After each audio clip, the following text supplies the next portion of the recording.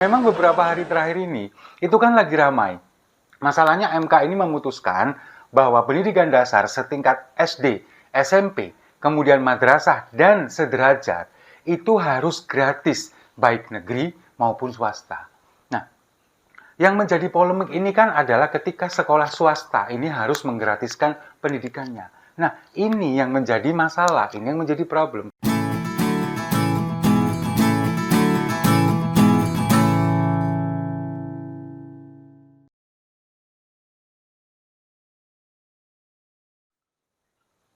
Salam damai untuk Indonesia, berjumpa lagi bersama saya, Bapak Dimas.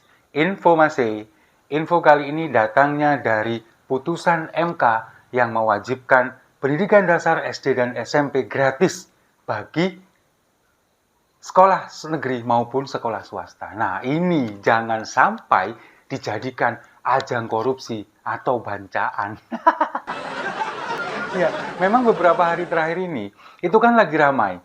Masalahnya MK ini memutuskan bahwa pendidikan dasar setingkat SD, SMP, kemudian madrasah, dan sederajat itu harus gratis, baik negeri maupun swasta.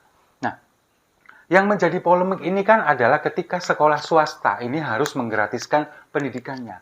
Nah, ini yang menjadi masalah, ini yang menjadi problem. Karena selama ini begini, pendidikan dasar di beberapa wilayah di Indonesia, di sekolah negeri itu sudah diterapkan bahwa memang gratis. Di wilayah saya contohnya, di kota ini, SD dan SMP negeri itu sudah gratis dan itu sudah sejak lama. Tanpa memungut biaya SPP, tanpa ada pungutan lain-lain dan macam-macam. Mungkin kalau misalkan untuk kebutuhan membeli LKS misalkan, lalu kemudian untuk keperluan membeli seragam, atau mungkin perangkat sekolah yang lain, itu biasanya sekolah memberikan harga, memang ada yang harus dibayarkan. Tapi kalau untuk bayar SPP dan sebagainya itu sudah nggak ada. Pungutan-pungutan lain nggak ada. Nah, yang menjadi pertanyaan sekarang adalah kenapa sekolah swasta itu juga harus digratiskan. Padahal sementara ini sekolah swasta itu mereka dengan biaya mandiri mengandalkan SPP dari siswa, kemudian juga ada beberapa sponsor atau donatur. Kalau kita membaca apa yang disampaikan oleh Mahkamah Konstitusi, itu sebetulnya alasannya itu cukup masuk akal. Jadi MK ini mengatakan begini, kenapa sekolah swasta ini juga harus digratiskan? Karena daya tampung sekolah negeri itu tidak bisa menampung seluruh siswa yang mendaftar di sekolah itu.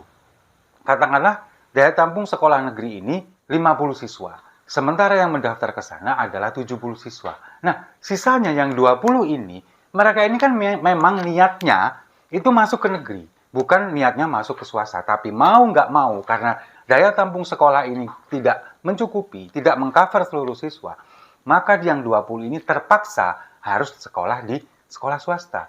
Sementara mereka masuk ke sekolah negeri itu kan cari gratis, cari pendidikan yang lebih murah katakanlah. Tapi mereka terpaksa masuk ke sekolah swasta dengan membayarkan sejumlah biaya demi untuk mendapatkan sekolah pendidikan yang setara dengan sekolah negeri. Itu yang menjadi pertimbangan MK.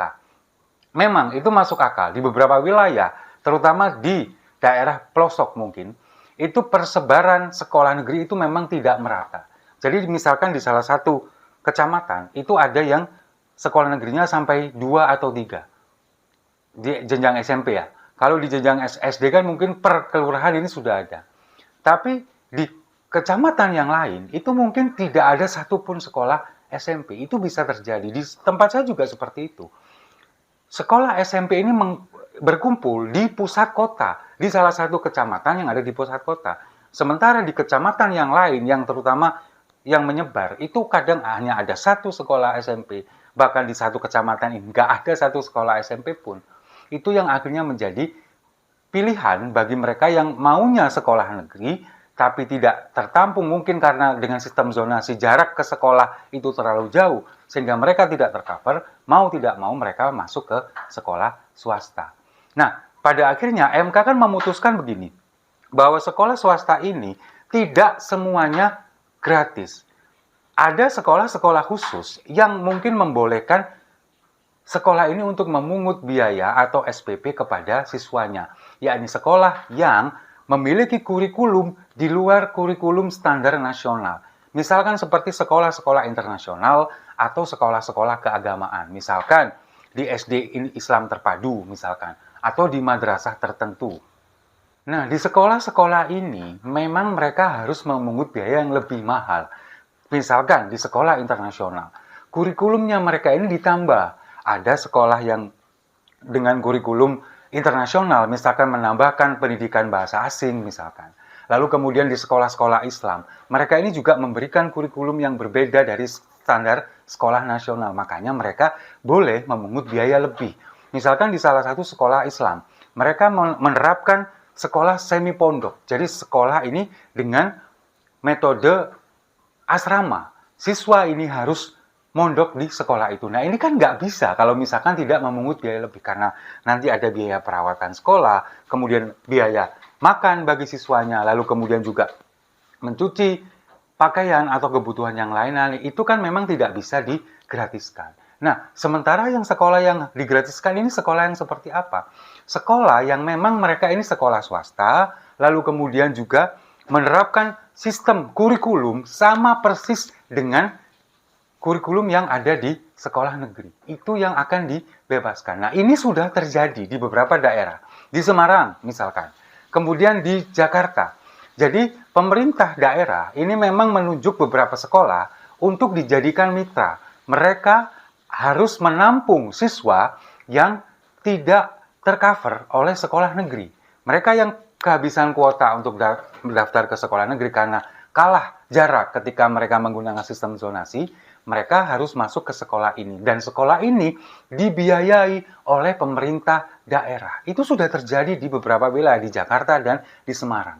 Nah, dengan demikian, sekolah ini harus memenuhi standar. Mereka akreditasinya harus A misalkan. Lalu beberapa persyaratan lainnya yang memenuhi mereka ini mendapatkan bantuan dari pemerintah. Nah, sekarang dengan adanya seperti ini, apakah ini mungkin bisa diterapkan di seluruh Indonesia? Beberapa ahli atau mungkin juga pakar pendidikan itu mengatakan ini akan sulit direalisasikan.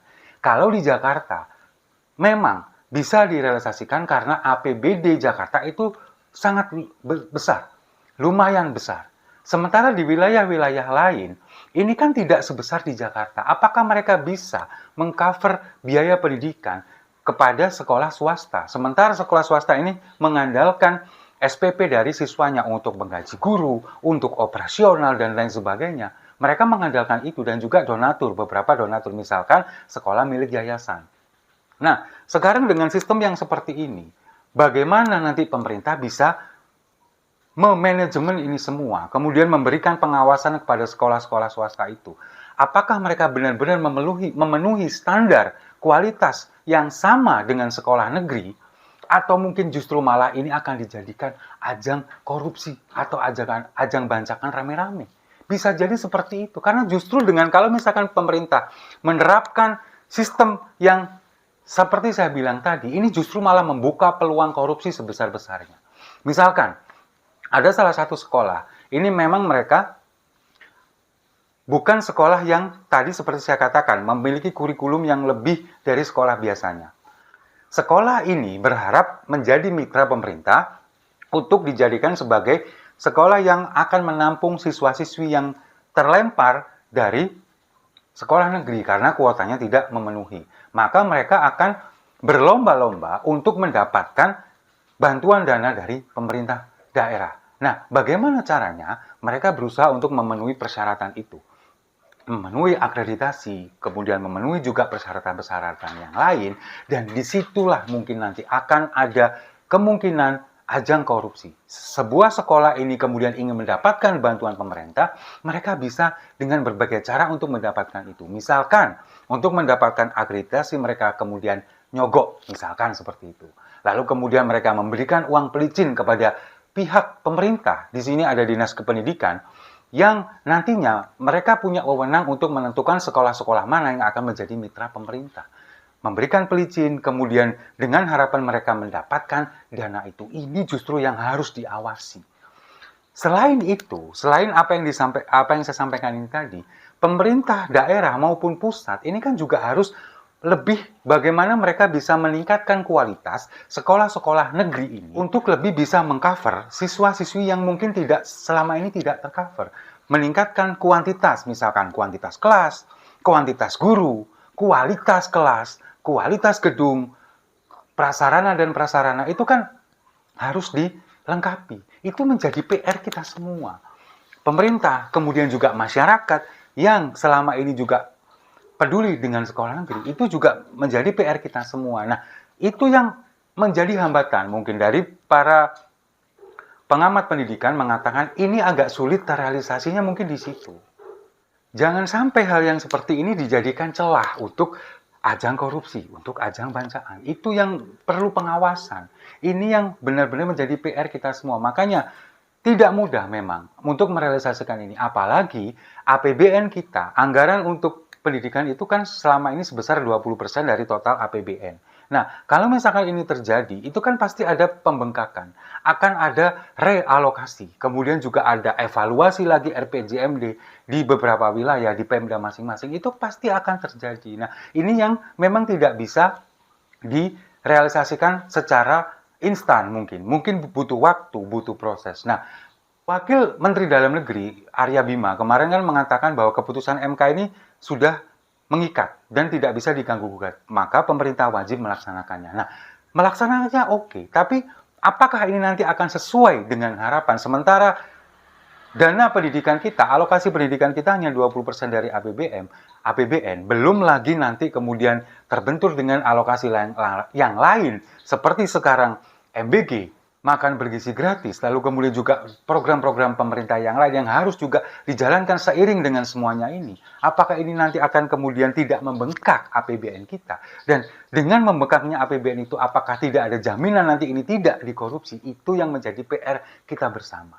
Jadi, pemerintah sekarang ini punya tugas dan PR yang cukup berat, cukup besar. Bukan hanya pemerintah, kita sebagai warga masyarakat ini juga harus dilibatkan dalam hal ini, terutama komite sekolah, lalu kemudian juga para orang tua siswa itu juga harus dilibatkan. Ini bagaimana untuk merembuk ini semua, mendapatkan solusi yang terbaik untuk menjalankan putusan dari Mahkamah Konstitusi ini.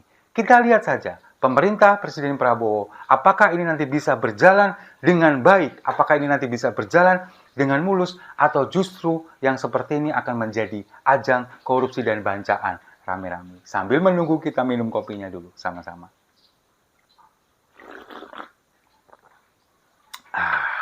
Saya rasa itu. Terima kasih sudah menyimak. Jangan lupa like, komen, dan subscribe. Sampai jumpa di video-video saya selanjutnya.